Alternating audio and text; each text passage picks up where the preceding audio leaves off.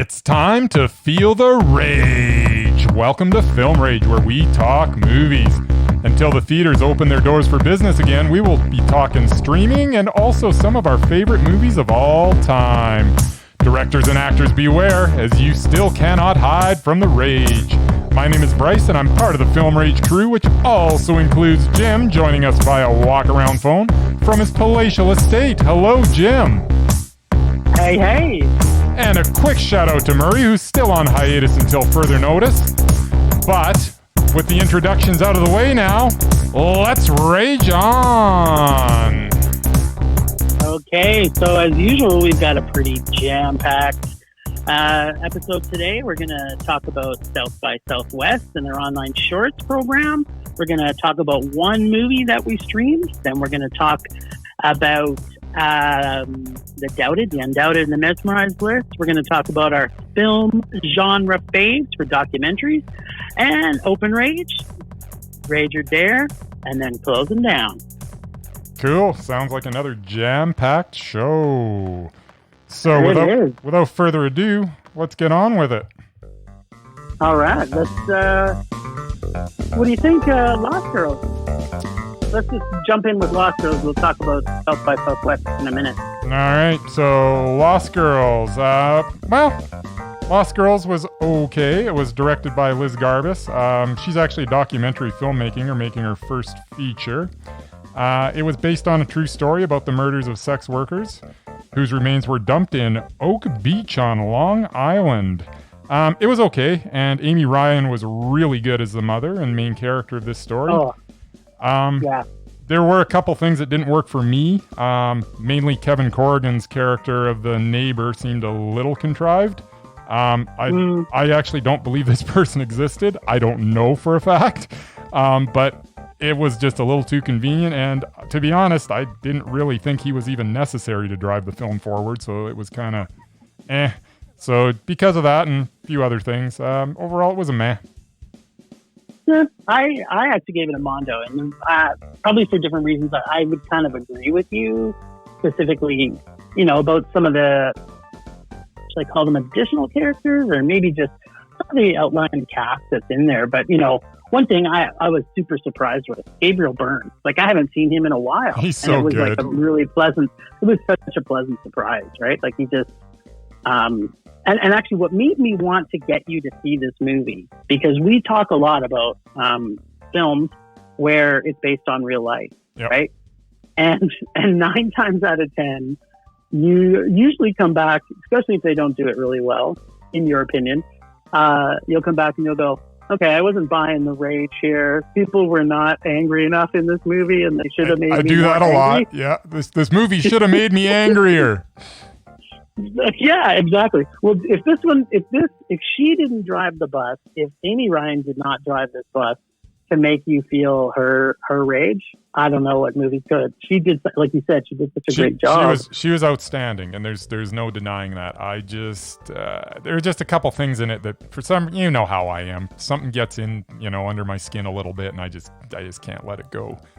You can't enjoy the movie. Well, I try, but sometimes you're right.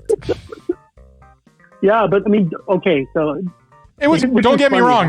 Don't get me wrong. It was good. I did like the movie, but there were a couple of things that I just couldn't go mondo on it. But Amy Ryan, that performance was definitely mondo. She really drove the story. It was fantastic performance from her. I have to laugh at you though, because you'll see a movie that, in all honesty, the movie was a rage, and we've even had this in the past. And you'll get it from rage to meh because of one actor, and say, yeah, but this actor was so good it had to move it to a man. I'm like, no, the movie was still terrible. But on these meh, to bring it to a mondo for you, it's like, no, it's not going to happen. I was so enthralled with her character. Like, I thought the director did an amazing job of showing these women, and from their perspective, that was the thing that caught me so into the movie. Was that? Oh yeah, it was from the mother's perspective. It was totally from the mother's perspective, and that was pretty unique. Usually, you get a movie like that, it's all about the cops and the investigation, and in this case, I guess there wouldn't be much of a movie because what investigation? But yeah, like that. I think if because Liz, obviously, it's a woman director. She had the mom interest at heart when she made this. Yeah. And I have a feeling, though, that if it wouldn't have been a woman, it wouldn't have had the same punch, for my opinion, for how strongly they looked at these mothers in this. Oh, I can definitely get on board with that. Absolutely. Yeah. So, yeah, for this was a Mondo for me. I fully enjoyed her and her journey, and it kind of changed my perspective a little bit. Like, for me, a big thing, is character, and I think her character drove me to love this movie, and just the fact that she was, was she the perfect mother? No, she's not. No, not even close. Because, but don't tell me my daughter isn't valued, right? And I think to move this to the political realm before we maybe wrap this movie up is the murdered Indigenous women that we've been living with here in Canada for a long time, and they felt like second class citizens, and they're finally getting their light of day. So this kind of movie can put that.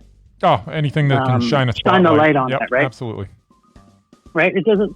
Everybody's got value. It doesn't matter whether or not they're considered a sex worker. And that was, one of the things from the movie too, right? Where she said, "Stop calling my daughter a prostitute." Yeah. She was a person, right? Like, it's like, no, she's not a second class person. She's still my daughter, and she loved her, right? So yeah, I was kind of crying a lot through this movie. I have two daughters of my own. Right? Yeah. It really spoke to me a lot. Absolutely. So. You probably had a little different perspective than me, but as I say, I like the movie. I liked a lot of the performance, but overall it was still a meh for me. Yeah, well, there you go. There you go. Okay, so let's talk about South by Southwest. Yeah. Go ahead. So, all right. Well, so what I did or do you want me to go first? I don't really care. Maybe doesn't matter with me. Maybe I'll go first, just because then Yeah, sure. What the hell? Because I gotta jump a couple of screens here to get our next music in for our next segment. So I'll go first. So here good. I'm gonna do my top 7, and then I'm gonna do my bottom 3. My bottom 3 won't take very long because I really don't want to talk about them much unless you have something to say. Yep.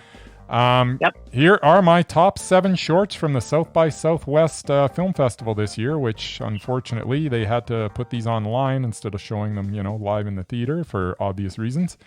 At number 7, actually one of the Texas high school shorts actually made my top 7, which good on them.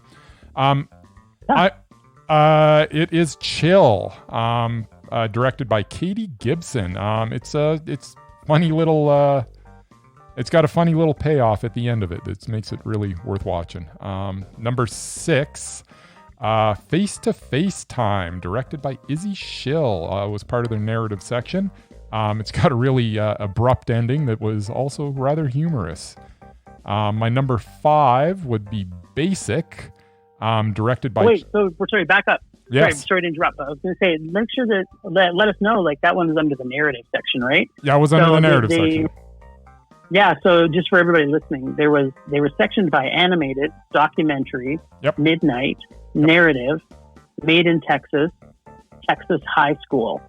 So the last one we said was narrative. What's the next one that you're doing? Next one is Basic, which is also from narrative section. It involved looking at pictures on a walk-around phone on something called Instagram, whatever that is. It was funny. Number 4, Mizuko, directed by Kira Dane and Caitlin Rebello. It is from the documentary section. It's about a woman's journey through a difficult time using a combination of live action and animation. It was just a very well-made film. Really liked it. My number 3 short would be A Bold Experiment, directed by Alex Milan and Andrew Miller. Also a documentary. About a dude that built a very expensive artificial bat cave. It was really interesting stuff. My number 2 was I'm Happy, I Promise, directed by Mimi Cave, part of the narrative section. It's the funniest short of all of them, so it had to rank high on my list. I laughed a lot in this short. Pretty good stuff. And number 1 for me was the one that kind of affected me more than any other, the rest of them. Broken Orchestra, directed by Charlie Terrell, documentary section. about the movement that ended up in repairing broken instruments for schools in Philadelphia. The documentary was uniquely shot and is the short from this festival that really made me feel something more than anything else. So that is my number one. Now let's just quickly buzz through my bottom three because they all sucked and I really didn't want to talk about them much. The third worst thing I saw was Stucco. It was just a dumb horror short. Didn't like it. Number 2 was Chicken of the Dead. It was a dumb animated short. I did not like it. And number 1, the worst short of all of them, was Modern Horror. It was just dumb. I don't know if I was supposed to sympathize or hate the subject. I really don't know. And that is the South by Southwest shorts in a pinch here, Jim. Any comments, or do you want to? Where was? Oh yeah, I've got lots of comments. Excellent. We've got some very contradictory beliefs here, actually. So I love it. I love it when that happens. So, sorry, what was that last one you said that you didn't? That was your worst. That you the worst was Modern Horror. Oh, it's so bad. What section was that in? I in Midnight? believe it was in. It might have been in Documentary, actually. It might have been in Midnight. I'm sorry, I didn't write them down for my. You don't remember? 3. No, that's okay. No worries. People to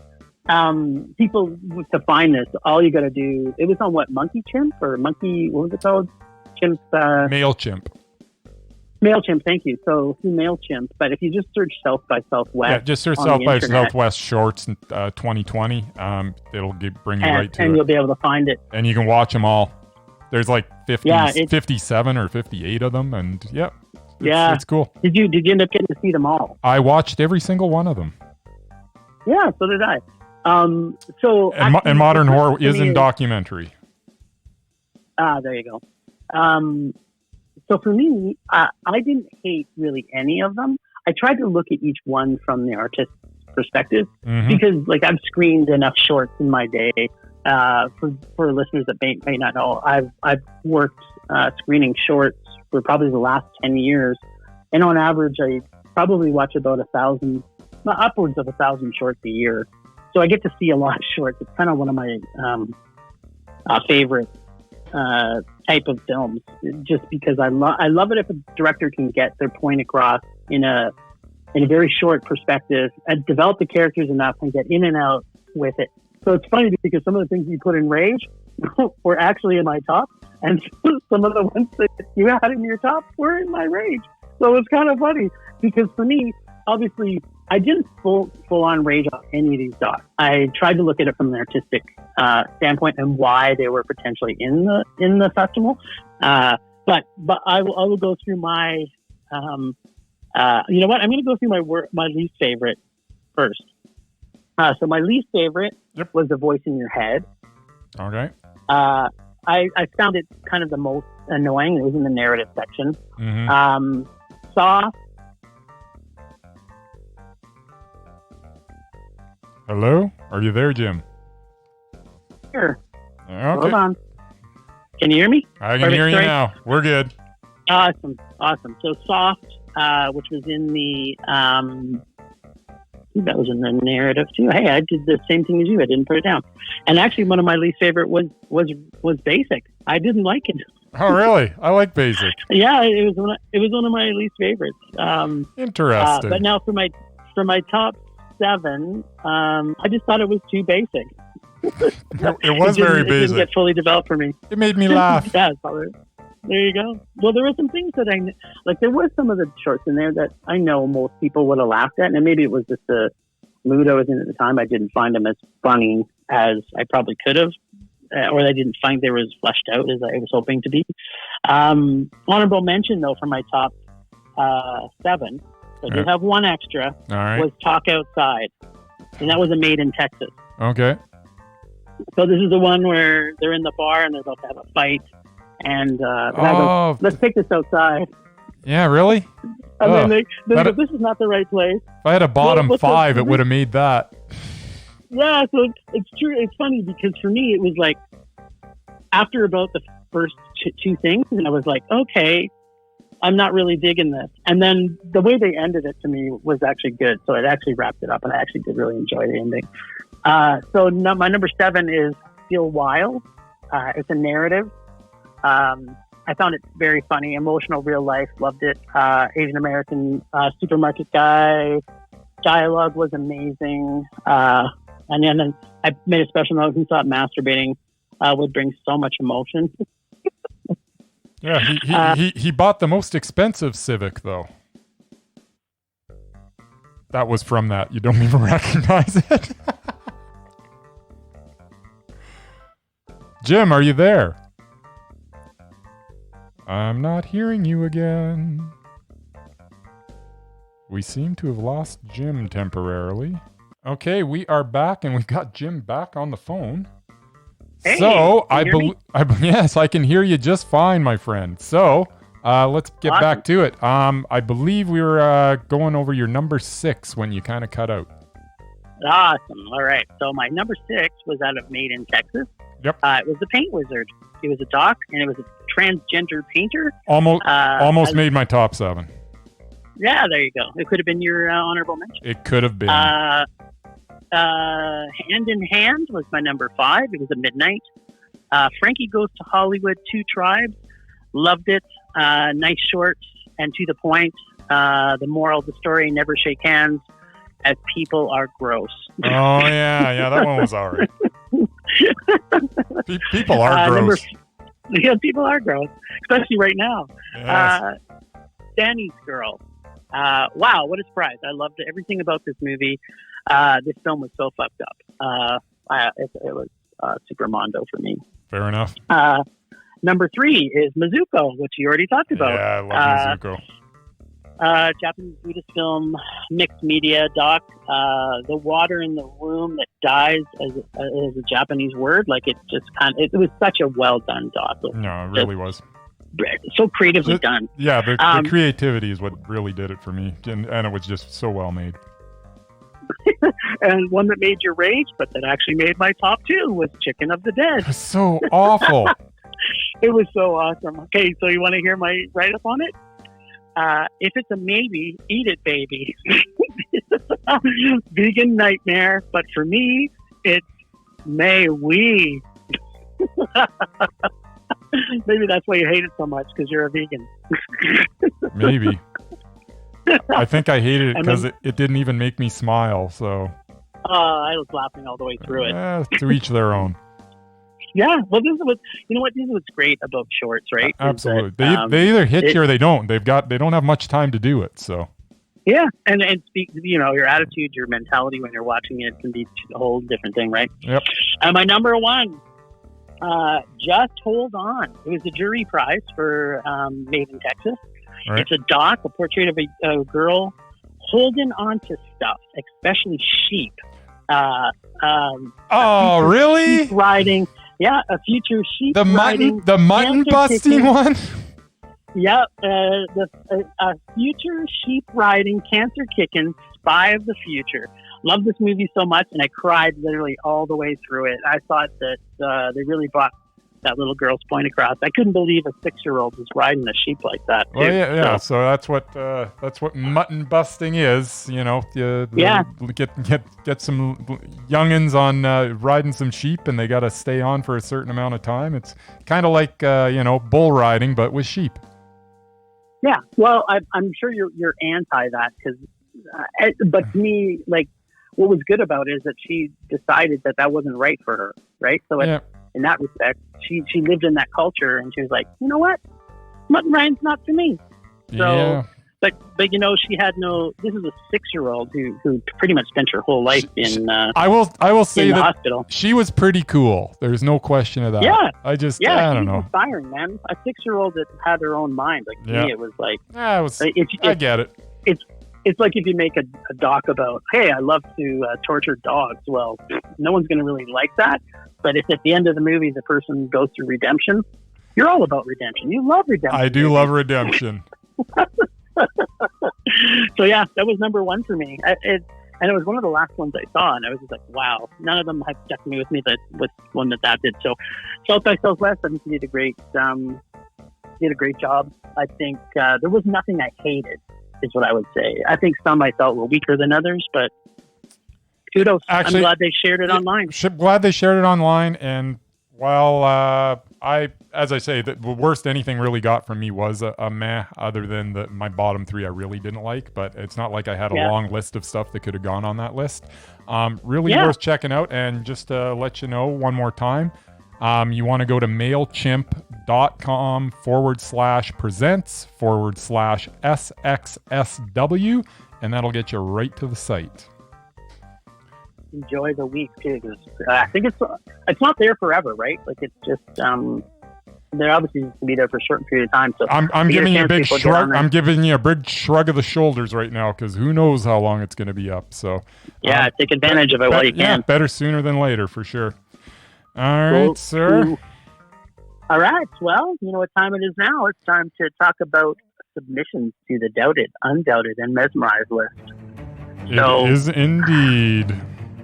I have one for you. I think you're gonna love this one, because I know he's one of your faves of all time. So I can't see him not making the Mesmerized list.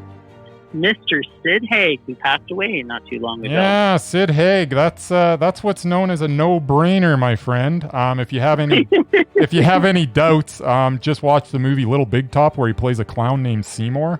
When Sid is on the screen, I am paying attention. As I say, I wish he was still around, because man, he was fantastic. Love Sid Haig. So absolutely mesmerized. Wasn't his last movie that crappy movie by your favorite guy, Zombie? Yeah, 3 from Hell. It was excellent. What are you talking about? So terrible. Directed by Rob Zombie. A fine filmmaker, I might add. That was a hard race, but whatever. That was the last one at least I've seen him in. I guess he was in a movie called Hanukkah, and then there's a movie still coming out. I gotta watch that. Yeah, he's got. I think there's something else that hasn't come out yet, so who knows? But yeah, no, Sid Haig is totally mesmerized. Just because actually, when I was I knew that you were going to nominate Sid Haig in advance, and I actually. Because it kind of brought Little Big Top back to me, and he played a clown named Seymour. All of a sudden, I'm like, who we haven't talked about as for Mesmerized is Mr. Phillip Seymour Hoffman. He would be Undoubted if it wasn't for the Hunger Games being his last films, but he's got to at least make the Mesmerized list, right? Yeah, I would agree. Well, see, I didn't hate the Hunger Games franchise, so I think the last one was a mess. So I mean, the last one was kind of a 2-parter, right? So I think he got back-to-back mess. Unless you count them as one, then we might sneak them in. But I don't think we can do that, because they were 2 separate films. Oh, dude, we can't start bending the rules for Phillip. I wish we could. Even though he's dead, we can't break the rules for him. We can't. Hey, there's nothing wrong with being mesmerized forever. That's true. Well, yeah, I would 100% agree with you. That's a no-brainer for me too, buddy. Right on. All right. Well, did you have anybody for anybody else? I got nothing else for you this week. What about you? No, that was it for me. You know what? I had a couple as I was sort of thinking about things, but then I lost focus because there was too many other things to watch when I was doing nothing at home. Yeah, that's all right. more for next week. Maybe we'll come up with a couple of good ones. Yeah, especially we're probably going to be seeing a lot of stuff next week. Indeed. So all right. We're doing our special series this week. So this week we're actually going to be talking about our favorite documentaries. So I have to give a little bit of a preface here because we had differences of opinions on how we were going to do this. There's too many. Oh, we're going to talk about this on the air, are we? No, we're not going to talk about that on the air. Oh, okay. I'm just going to say that we did specify these were not necessarily a specific genre. My opinion and your opinion differed on certain things, but we're going to do a special series next week as well. So documentaries are going to carry over to another episode next week. Next week we're going to do music documentaries, and I am really looking forward to that. Yeah, so am I. I was actually looking forward to it this week, but that's a story for another time. That's right. Well, okay, so we should. The question is then, should we make it just documentaries, or should we also throw in there actual live concert movies? No live concert movies. Or we want to make a separate one. we'll make that a whole separate one later. Wow, I'm hoping. Let's not get to that. Let's hope that the movie theaters are open before we're getting to that. But next week it'll be music docs. Let's get on with this week. So this week, documentaries. So I think you're going to start it off? I am going to start it off. Right on. I am going to give you I have 5 honorable mentions. And then I have my top 10 list. And my number 1 is by far my favorite doc of all time. I'm going to follow the exact same format, so lay them on me. This is great. So we won't confuse our listeners. As we usually do. Yeah, exactly. No, if we're confusing ourselves or the listeners, one of the two. So my number 5 on the bottom of my honorable mention list is Paradise Lost, the child murders of Robin Hood Hills. It's in 1996. Evil incarnate, best courtroom doc, I would say. For courtroom docs, I think it's fantastic. Number 4, which I know you're not going to be as big a fan of because you didn't love it as much as me, but Hail Satan from 2019. A nice surprise. I'm surprised it didn't make your top 10. Well, you wait to see my top 10. All right. So to me, it was a nice surprise for all religious rights and equality. Look up the 7 tenets online of modern Satanism and tell me you do not want to convert. That's all I got to say on that one. Number 3, which I actually battled with myself whether or not I put this on there because I know it's very much a propaganda film, but to me, I love the propaganda of it. And I know there was a lot of staging that happened with this doc, but I really enjoyed it. It's Blackfish from 2013. Okay. Another great animal rights activist film. If a doc can have the power to change the minds of people, then to me it's got to make a list somewhere, right? So I found it changed, like it's put SeaWorld back to the Stone Ages for animals, and it's given animal rights a big push. So I loved it. Number 2 on the honorable mentions is One Child Nation, 2019. Dead babies. Hard not to be shocked by this. So, no, it was excellent. It moved me significantly. Number 1 on my honorable mention was How to Survive a Plague from 2012. One of the best betterments of humanity films through severe activism, which sometimes I guess it's needed, right? It was definitely needed for this. Have you seen this one? I actually haven't. Yeah, so this is when people were dying of AIDS, and the government wasn't doing anything about it. It's super powerful doc, and I think anybody who we talked a little bit about last week about the people with movement disabilities and with that we saw from that doc and how that moved things forward. This movie is the same thing for people who had AIDS, so it's a great doc. Cool. Number 10 is Bowling for Columbine. Marilyn Manson as a genius, free guns from the bank, and traumatizing Charlton Heston at his own house. Sign me up. Yeah. Michael Moore making in my mind his best movie. I agree with that. Number 9, another animal rights movie, The Cove from 2009. The Cove came so close to making my top 10. This movie could convert anyone to being an activist for animal rights and saving the whales from the Japanese whalers. Ugh. And literally cried for hours watching this, and even afterwards. It was At powerful. Point of this movie, I had to look away, and the shit that you see in this movie is bad. It's just bad shit. It's a hard watch, there's no question, but it stays with you. Number 8 is The Redemption of General Butt Naked from 2011. It actually played at TUF, Southern Underground Film Fest. I'm not sure why anybody in Liberia has not murdered this guy yet. It's a must-see, traumatic doc. This guy was such a dick and did so much damage to the people in Liberia. So. I don't believe I've seen it. I'll have to check that one out. Yeah, it's damaging too. I like damaging movies. Although This one, number 7, switches it up a bit. This is also probably not going to be too happy for my vegan friend here, but Jiro Dreams of Sushi from 2011. I know what the perfect sushi looks like, and I want to save my $300 and go to Japan and have it for lunch. Mm-hmm. Or in my retirement, spend 8 years training properly to tenderize octopus with my hands. That's right. That's step 1 of the intern training program with Euro. Number 6 is Jesus Camp, 2006. Unfortunately, this was just a little bit better than Hail Satan and made it top 10. There you go. So I'd say it's a lot better, but that's just me.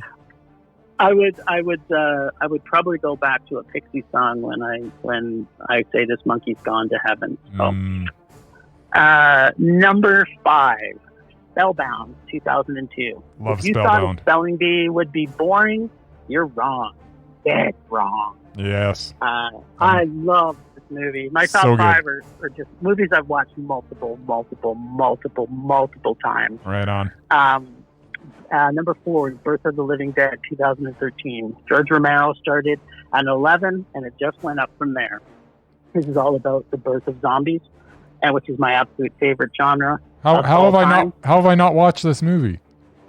I don't know. I own it. It'll stop once we can see each other face to face. We'll watch it together. That sounds excellent. Number 3, from 1998. Can you guess what it might be? From 1998. That's my clue. A lot of movies came out in 98. Not a lot of docs that were this good. The Thin Blue Line. Oh, okay. Yep. A film that successfully argued that a man was wrongly convicted of murder by a corrupt justice system. So before we had all that Making a Murder on Netflix, this was the precursor to all of that. This movie changed documentary filmmaking for life. Number 2, Free Solo from 2018. Free Solo. I'm actually going to be talking about that a little more. Not in my top 10, but I agree. It was excellent. Yeah, Alex Honnold, professional climber who climbed El Capitan, best and most suspenseful climbing movie with the most fucked up climber in the world. This guy is messed in the head. Yes. And the fact that he would attempt El Capitan without any ropes. Oh, it was tense, insane. man. It was tense. Yeah, you kind of know he lives. Yeah. But I know I spoiled it for everybody, but all you got to do is go online and see it. But it's it's messed up. And I still will watch this movie. I'll watch it anytime I'm kind of feeling, I don't feel motivated enough to do something today. I'll put Free Solo on, and I'm back up to the game, man. Nice. Number 1 is The Crash Reel from 2013. Okay. I've seen this movie probably 20 times. It's another one of those movies. 15 years of right footage show the epic rivalry between half-pipe legends Shaun White and Kevin Pearce, childhood friends who became number 1 and 2 in the world leading up to the Vancouver Winter Olympics, pushing one another to eat even more dangerous tricks until Kevin crashes on a Park City half-pipe. Barely surviving as Kevin recovers from his injuries, Shaun wins gold. Yes. Now all Kevin wants to do is get on his snowboard again. So this movie, to me, we've talked about I am not a big fan of sports movies at the best time unless they're a doc that is specific around it. This movie was about. This is a perfectly good example of when I was arguing with you guys the other week about. Okay, well, tell me a movie that has, isn't about snowboarding or isn't about basketball or isn't about whatever. This movie is not about snowboarding at all. But the whole movie has snowboarding in it. This is about a family that comes together after a tragic incident. And this again, another one of those movies that if you feeling sad about how your family is, or if you feel that you don't have hope, this movie is a movie about hope. And I love this movie so much. But it was funny. I couldn't get in to see Everest back a few years ago when it first came out. And so the Globe Cinemas at our local here in Calgary was playing The Crash Reel. I said, well, I'll go see that instead. Yeah. It was the best decision I ever made. Yeah, no, I liked it. That's where I saw it too, at the Globe. It's excellent. Yeah, and Everest didn't even make my top 15. So there you go. There you go. Nice. All right. You are done, and I am up. So let's go with my honorable mentions first. We're going to start with Jodorowsky's Dune from 2013. Nice. What would Dune look like if Alejandro Jodorowsky was able to make his vision? I wish we were able to answer that question. It would have been awesome. Yeah. I still have dreams of it. That would be so good. Roger and Me from 1989. Michael Moore versus GM CEO Roger B. Smith. It's just entertaining. Really good first outing for Michael Moore. It is good, yeah. When We Were Kings from 1996 documents the rumble in the jungle in Zaire between heavyweight champion George Foreman and challenger Muhammad Ali. Just a really, really good documentary. A lot of old footage in there that it's crazy that it all still existed when it was made like 20 years later. 78 by 52 from 2017 documents the 78 camera setups and 52 cuts involved with the filming of the shower scene from Psycho.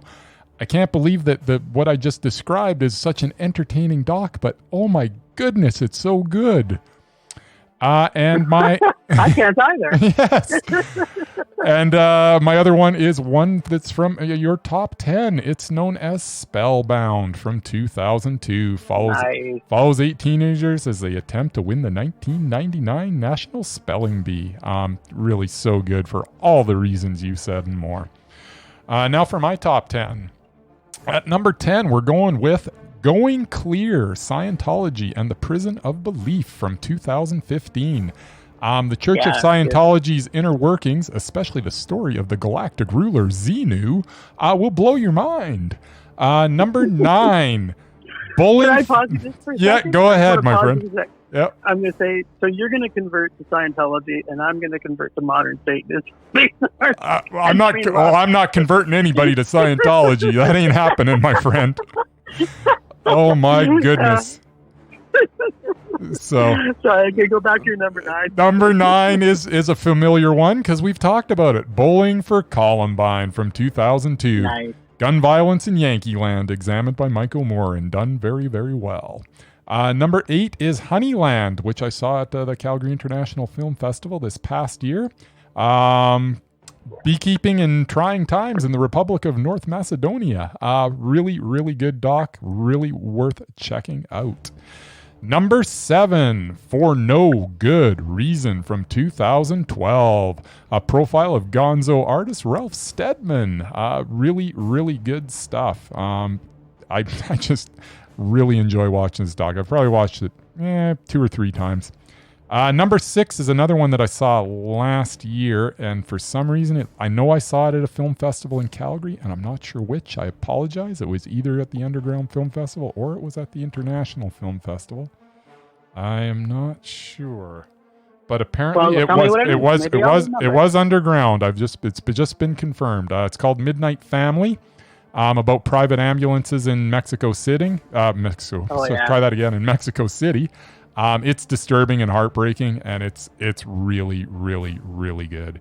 Number 5, I just saw recently because someone said I should watch it because it's got a lot of walking around in it.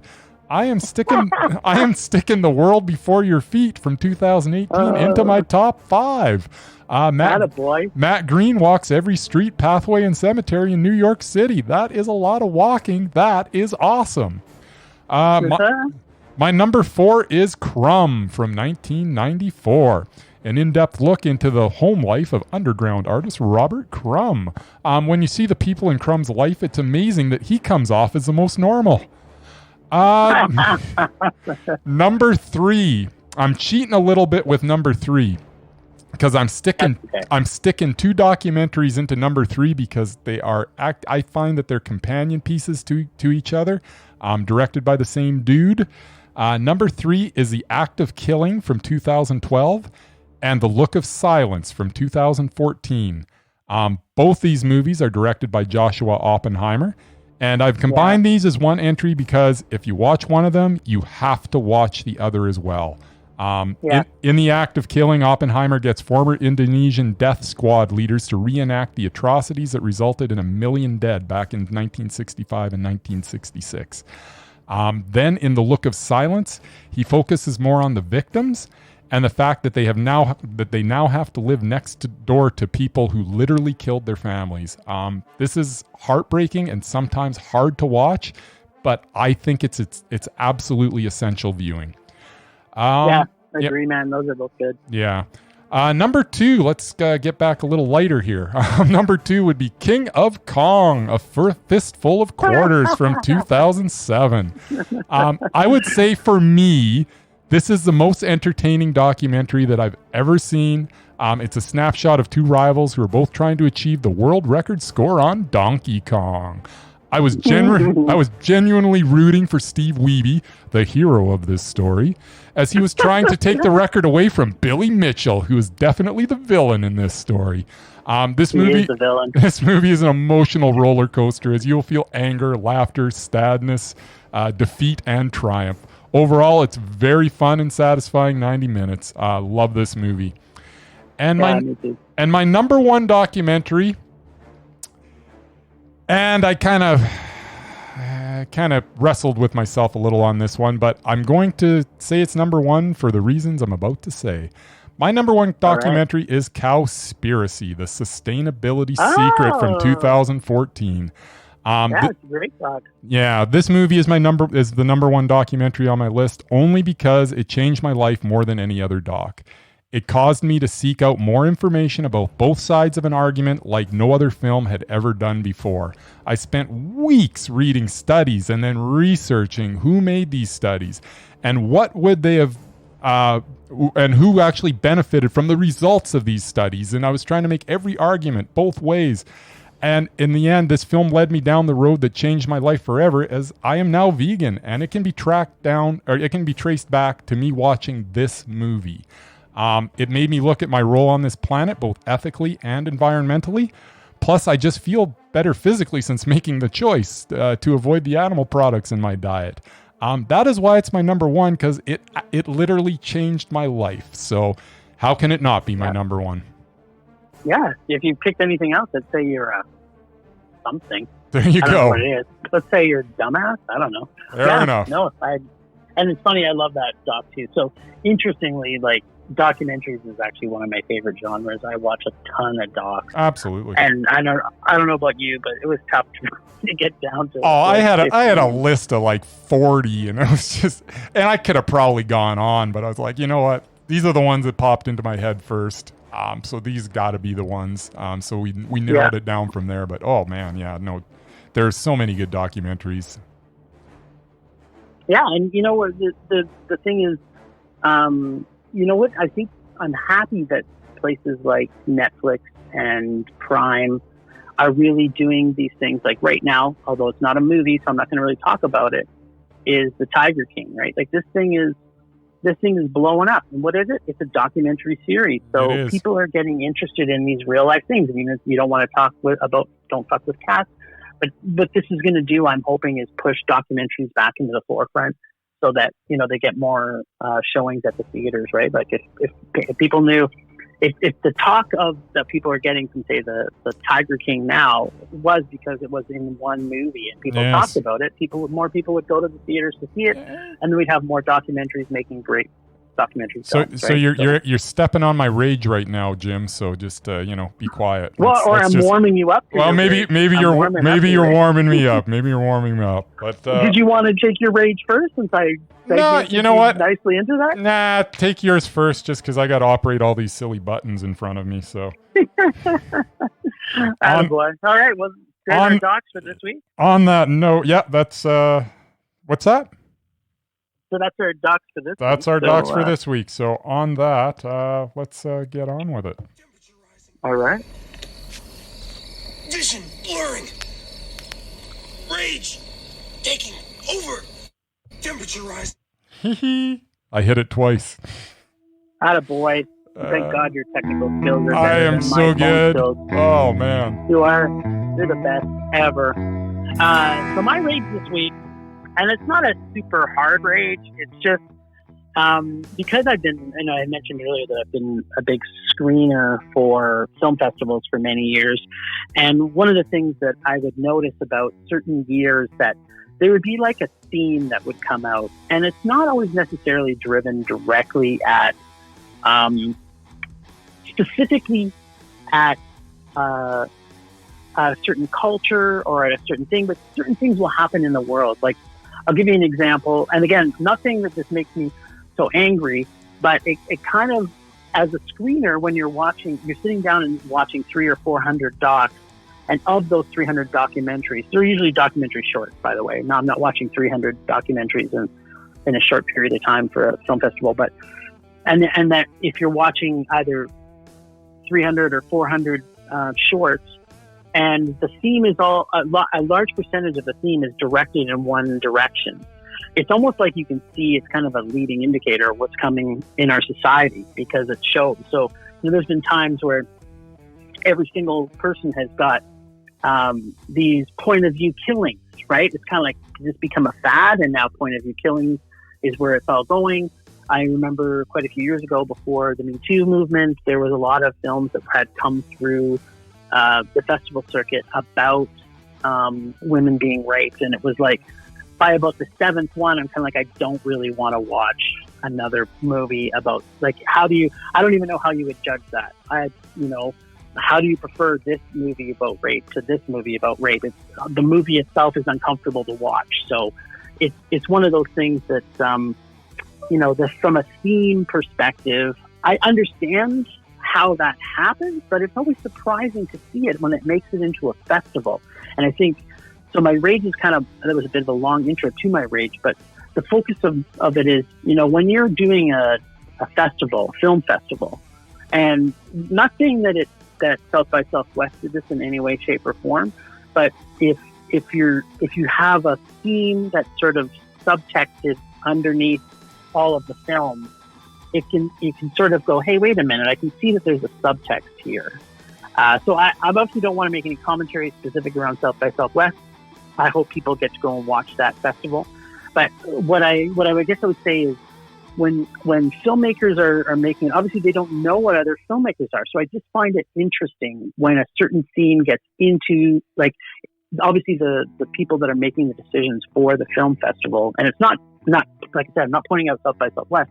I've seen it in other festivals, and you go to the festival and you're like, wow, there was a lot of movies about carrots this year. What was that all about? Or, there's here the movie is like, okay, was there not enough good movies to put into the festival that you didn't have to have, say, 5 movies with a similar plot where there's like a serial killer? It's kind of like, okay, who doesn't love serial killer movies? I get it. But was there not enough content coming from the rest of the world that we couldn't get more diversity into the festival? So it's kind of, maybe I'm hoping that the festival, I'm not sure if all the festival producers listen to our podcast. I wish they did, but I hope that they will have a better lens. When I go see a festival, and I know one of the things that Calgary Underground Film Fest does for their documentary festival, every single doc that they do, he's almost from a different theme. Like, they really do have a really good balance to that. I'm all for variety. So, yeah, right? I mean, who wants to go see 5 of the same plot of the movies, right? Nobody. So that's my rage. I don't know if you want to jump on the bandwagon, give your 2 cents. No, as I say, the only thing I have to say about that is, every festival should have a variety to it. I agree that when you kind of beat the same drum over and over again, sometimes the message gets drowned out. So there's no reason to really focus on one thing at a festival. It's great if you take the best films. That's what you want to do. Sometimes it seems like, I agree with you, that sometimes theme takes over. But every festival should be coming from all sorts of different perspectives, and variety is always a welcome thing. So I'm with you on that. Very cool. All right. Well, what do you got this week? All right, sir. What do I got this week? You said that I kind of had... you touched upon it. Your thunder. A little bit. Without even knowing. You did indeed. But my rage this week is there are so many great documentaries that come out every year, yet so few of them get a widespread release.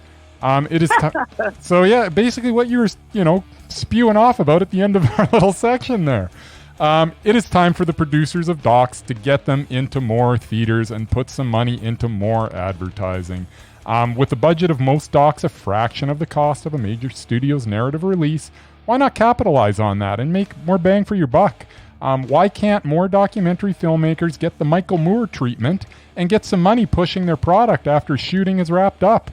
There are many examples of documentaries making some pretty good coin despite no advertising. Let's take. Well, I'm going to take one. Let's take a recent. Example. One that is. Yeah, recent example that you happened to talk about just recently there, Jim. Free Solo from 2018, which by the way is excellent and worth checking out. It had little to no advertising that I ever saw, yet it made almost $29 million at the box office. Ooh. $29 million. Did you see an ad for it? No. No, me neither. So, imagine what it would have done with more places to see it combined with more advertising. Let's start treating docs as a serious money-making endeavor and get them into more theaters, please. Another example would be Inconvenient Truth. It got a little bit push behind it, and that sucker made, I don't even know, hundreds of millions of dollars. A crap load of money. Exactly. And it wasn't as good as Free Solo, to be honest. So no, it was not. So that is my rage for the week, my friend. What say you? Yeah, well, you saw I kind of had alluded to that, right? Yeah. I don't think that. I think they both kind of come from a different place, though, right? Like documentaries is usually somebody's passion for a certain endeavor, right? And we talked about like that on some of our top 10, right? Like, for example, the Cove, right? That movie got made because that guy had a passion to stop the freaking Japanese from killing all these whales in this one village. Yeah, but once these films get picked up by, there's no reason why we can't put some money behind it and get these things on more screens. So that's all I'm getting at. Yeah, well, I think it's almost proven that things like I said, the Tiger King is on everybody's mouth. Yeah, right. There's definitely an appetite for this type of stuff. There's no question. Just so you know, the Inconvenient Truth worldwide made almost 50 million. 50 million? Okay, I thought it made over 100, but whatevs. Yeah, well, maybe that was just in the theaters, though. That's just the theaters, so I'm sure afterwards it's done a lot more. Oh, yeah. Right? But even at that, 50 million's nothing to sneeze at.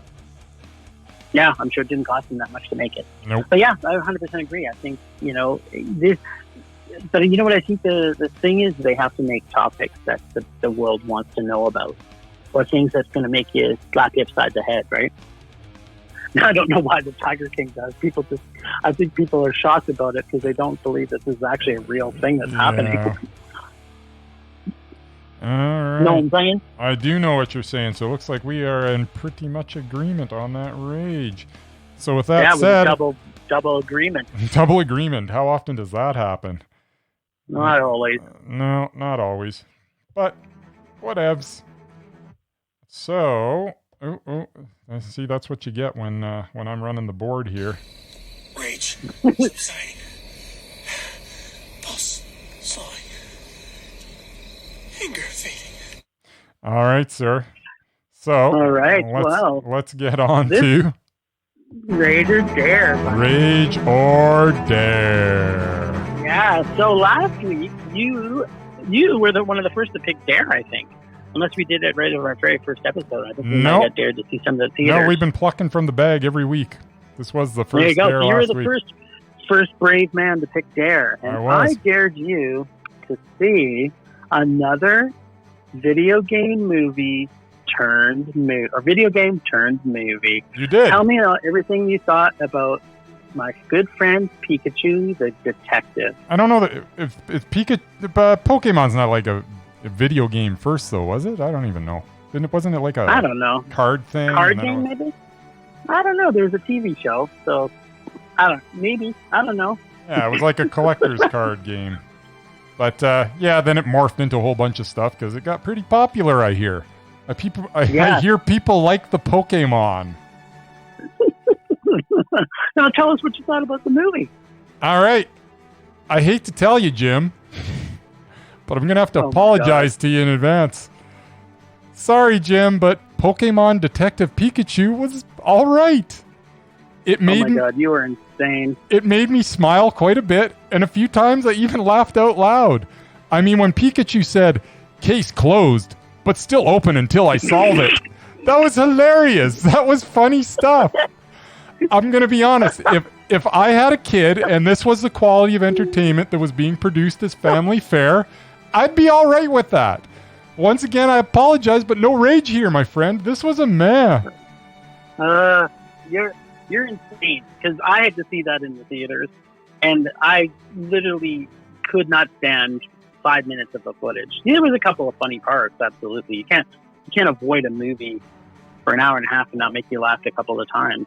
But the dialogue was brutal. The direction was awful. Hey, man, the script was even worse. It opened up with Cubone. It had the little Pokemon dude with the bones on his head. That was good stuff. He was hilarious. Love that little guy.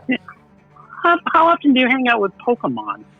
I've never hung out with Pokemon, but now I'm thinking maybe I should. Oh my God! I liked it. Well, I'm glad you loved it. I didn't love it, but it was all right.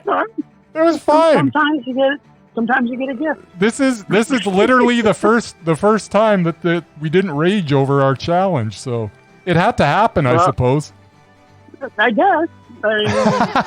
Of course, it's gonna happen. It's gonna happen. You were dared by me, and I hated it. So there's been times where you've liked things and I've hated it, and vice versa. So I'm hoping that the same goes this week, because this week it's my turn to watch one of your shitbag movies. It is indeed. So on that note, my friend, go ahead. I think I'm gonna do the same thing. I'm gonna let you dare me to see a film then. We're going dare, are we? We're gonna go dare. Let's go double dare. All right. Double dog dare. I'm gonna guess that you maybe saw this coming at some point.